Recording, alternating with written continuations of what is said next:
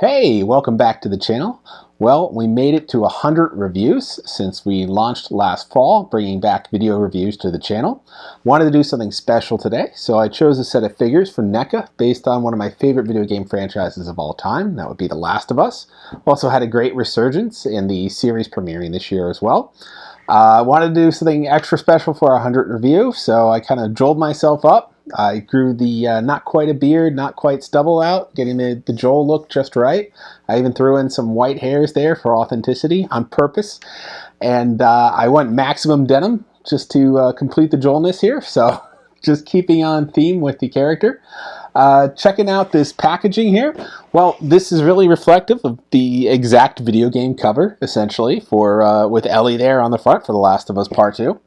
NECA likes to do a lot of product shots on the back, and that's exactly what we got. We got a whole bunch of product shots of the figures there.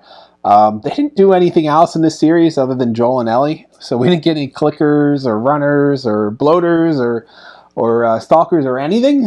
So you kind of have to just leave that to the imagination. But we did get these two excellent characters. Again, it has a window box opening design with that awful Velcro. I'm not a fan of Velcro, but these were Velcro here. And you got Joel and Ellie here on the side, and then the figures in the middle. But if you wanted to keep it like this display, you could do that. But these are really meant to be opened and checked out, so that's exactly what we're going to do. So let's hop inside the packaging right now. All right, so I just popped these out of the box here. My treat to you, they make so much noise crumbling out of the package, I didn't want to get all that on video, but they're secured by a couple straps. Suffice to say, you just cut them and pop these guys out. So this set came out in 2022, was at most retail stores. You could get it in the collectible section of Target and Walmart. It sold out pretty quick. It's like 100 plus in the secondary market or at other stores right now. I just saw it last week in Target, just sitting there on the shelf, and I just grabbed it at retail price, which was about $65. So fortunate for me. You can still find these buzzing around, but they're mostly in the secondary market at this point. So let's start by checking out Joel here. You can see he's got his signature brown jacket, and then that, of course, all that denim underneath. So right on point with what I'm sporting here. So this Joel is a little bit older than Joel in the first game. Some time has passed, maybe about 10 years or so since the first one. I can't remember exactly if they tell you. But you could see a little bit of weathering on Joel himself here, sporting full gray hair, thicker beard, and then you know, the jacket's a little bit more worn and run down. But really good job they did getting that likeness, the video game likeness of Joel here, and getting all those that ruggedness of the clothing as well, all the way down to the boots.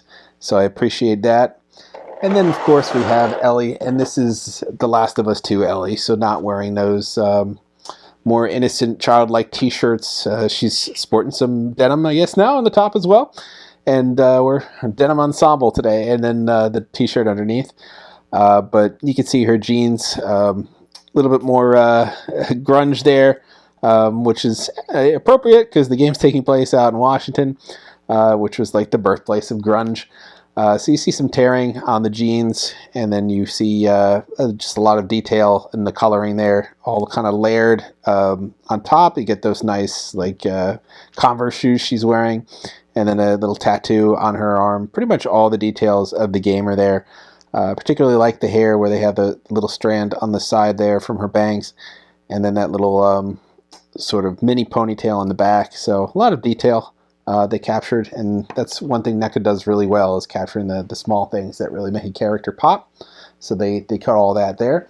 Let's take a look at the accessories that are coming with these guys. We have a lot of accessories. We don't get bad guys, but we certainly get all the weapons you can find in the game, such as an axe, just a random melee weapon, a mini machete, a much bigger machete, or just a standard or good machete. And then we get that signature shotgun we see Joel and then Ellie use in both the games. In the middle here we have Ellie's backpack, which was important. Well, I don't know, a bigger part, I guess, in the first game, but then it serves as sort of her getting around bag in the second one for carrying all her stuff, her little attaché-like case. You can see it, pictured with her here in the back of the box as well. And then we have an assortment of smaller weapons. try not to lose these here. We got the shiv that you could craft in the game here. Some nice wrapping around the handle. We have a Ellie's trusty collapsible knife here. Again, a little bit of nice detailing on the handle there with the different tones.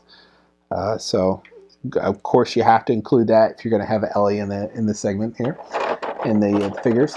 You have Joel's gun, which Ellie ends up taking in the beginning of the second one as well. And then you got the other sort of, these are just like the only two handguns, basically, with the exception of that Magnum that you get in the game. So they have both of these here. One's a 9mm, one's a 45. But nice decorations on the side here. They handle, in addition to on the grips. There's no customization on any of the weapons. These are all kind of like their standard form. They come in here, although, yeah, I think this is basically how they start off before you start modifying them. So they didn't do any modifications on the weapons. They all kind of came standard here. And then there's an assortment of hands. I'm going to assume based on how tiny these are going to be Ellie's. So she's got a couple of figures sticking out for a grip here, and the left one here a little bit wider, and the right one here a little bit tighter. So probably these are for the smaller weapons, like her knife, which doesn't fold or anything like that. No, it's just straight one piece. And then you get Joel's here. He's going to have a couple weapons holding hands here on the left and the right as well, just to allow him to hold the knives a little closer, and the shotgun and whatnot, so just bigger grip on there. Still some more accessories. We got the rifle, which was huge in both games, that bolt action rifle with the scope on it, which was the modification, so they got that modification on them. And all of them have the shotgun and the rifle. They have the straps on there, so you could mount them on the shoulder of the character and help carry it, just to create a little bit more layering on the figure here. And then, of course, the bow and arrow, important for the stealth in both the games. Maybe a lot of arrows, but I don't see a quiver.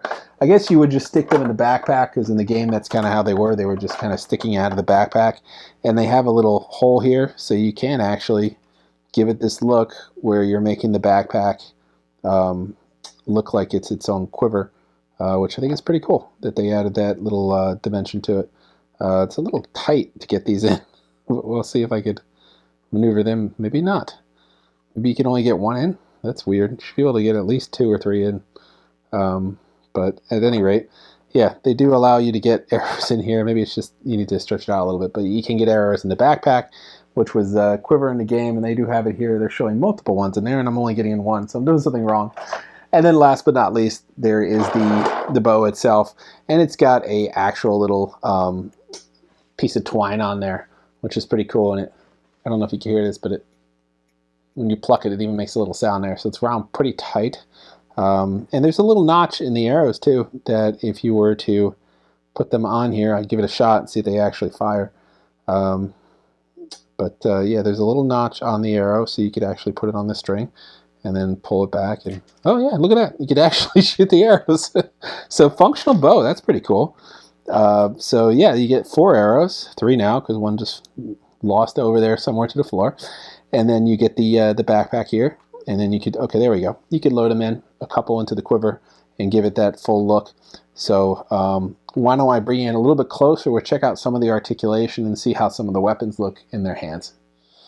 All right, so we'll start with Joel here, taking a look at, I want to start with a hand test. I always like doing a hand test just to make sure everything works out. I'm going to give him a go with this left hand here.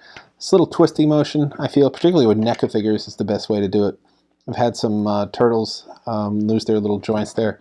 That worked fine. No problems there. So this little hand, I think, is better for holding knife weapons. So I'm going to stick a machete in his hand just to see how this looks. And I think this is exactly what this hand is designed for.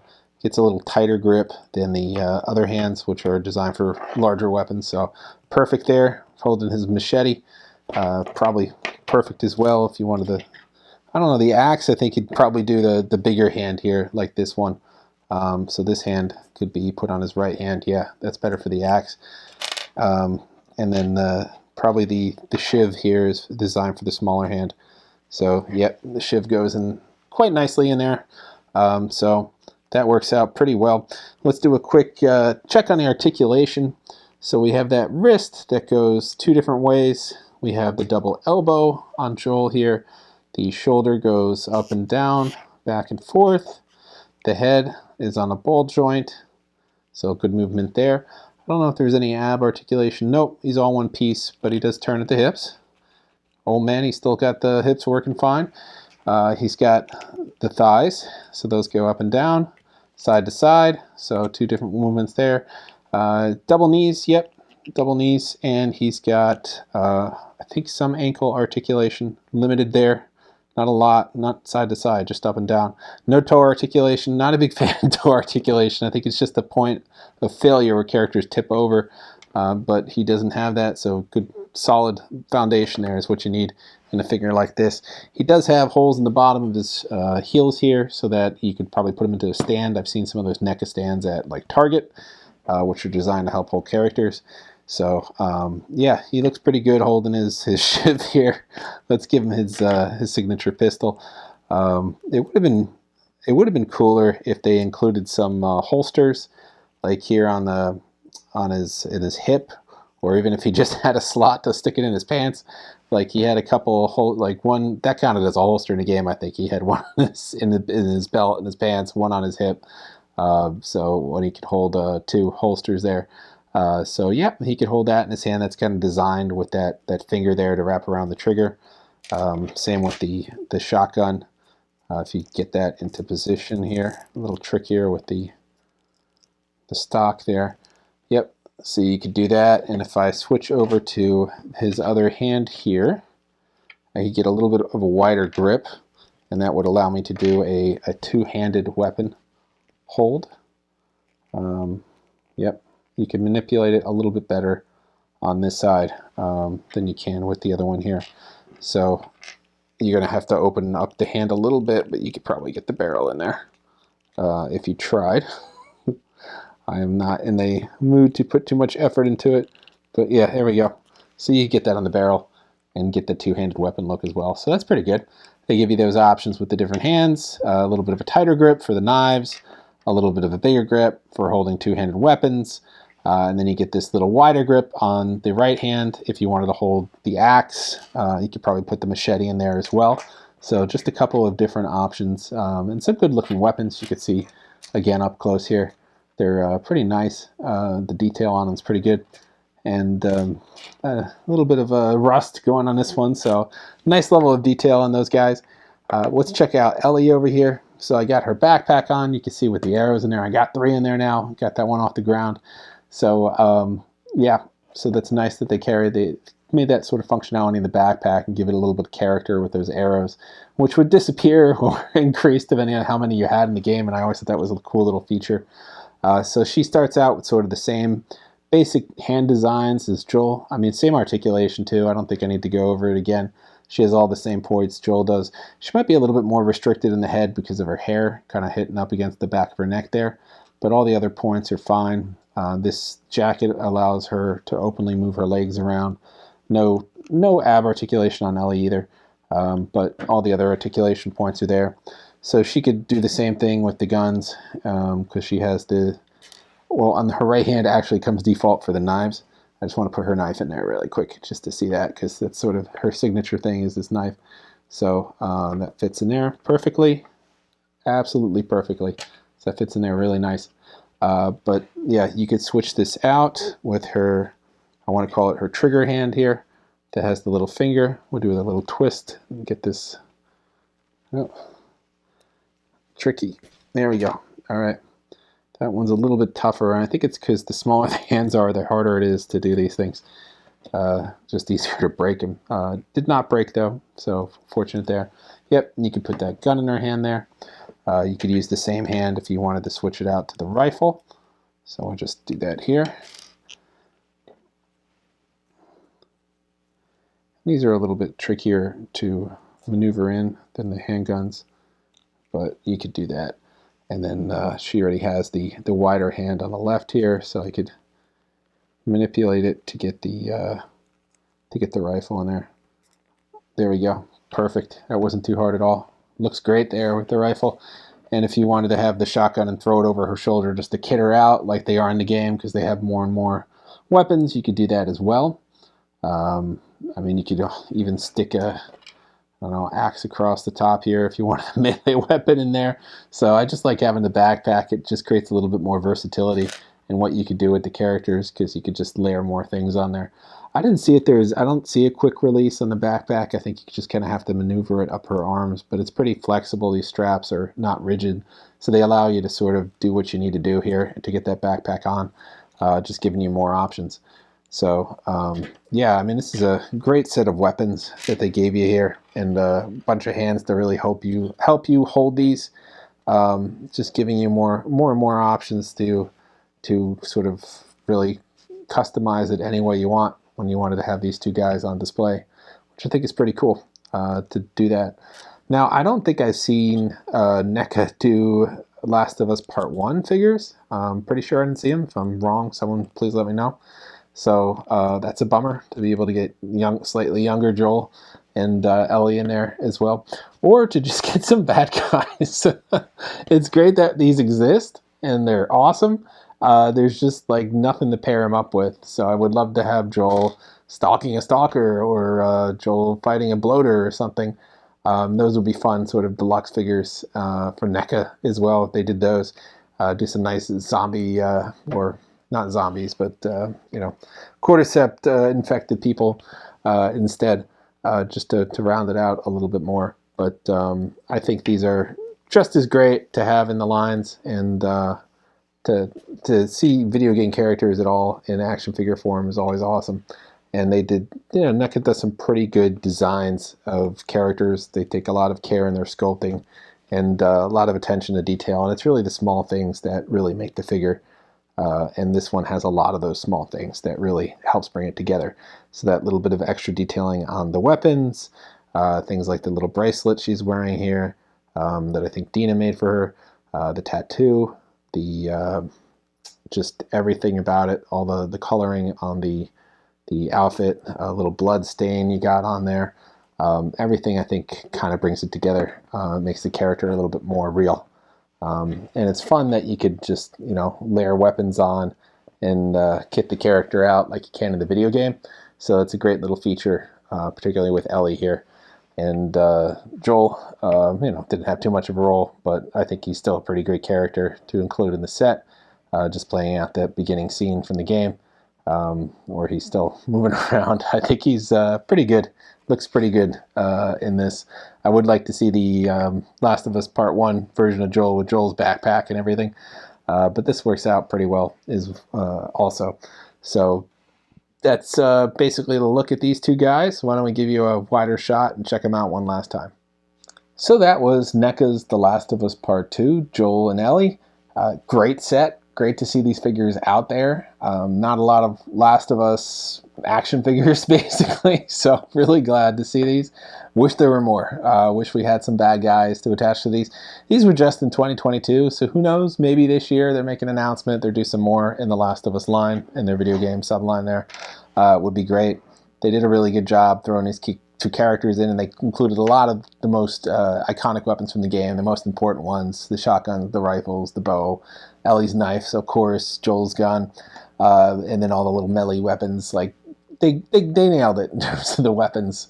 They could have thrown in that little spike bomb, maybe the Magnum, but I think what they threw in there is enough to get you started, and hopefully there'll be more figures in the line coming out next. Don't know, but this is pretty good. If you're a Last of Us fan, you're going to want these. These are great. They really embody the characters and that spirit. I just wish there were some bad guys to pair up with them. Just some of the cordyceps zombies or monsters or whatever we call them. But we're missing those. So we need the infected in order to really round out this world. But they're still fun for just creating some fun scenes if you wanted to, if you're into action figure photography or just a big fan of the game. You want to get these. If you're lucky, you'll still find them at a store. Like I said, I just wandered in. Target just had them in their collector's aisle. So you never know. Just keep looking. If you can still find them online, go for it. But these are disappearing, and they're starting to command a premium point around twice what they initially cost. So grab them before they're gone forever, and and become crazy prices on the secondary market. So that's all for this time. Thanks for watching our 100th review. What's up next? I'm going to have another look at some more turtle stuff coming up soon. But before that, I'm going to have a look at the second wave of the adventure series of Indiana Jones with that new Build a Artifact line focusing on the Shankara stones. So you'll see that pretty soon. And then one little more surprise on our Spider-Man themed villains for the month. And then it's off to Comic-Con, and we're going to have plenty of coverage in the next week or so. If I try playing catch-up with all the videos I'm going to post from that. So tune back for that. As always, like, subscribe, and follow, and we'll see you next time.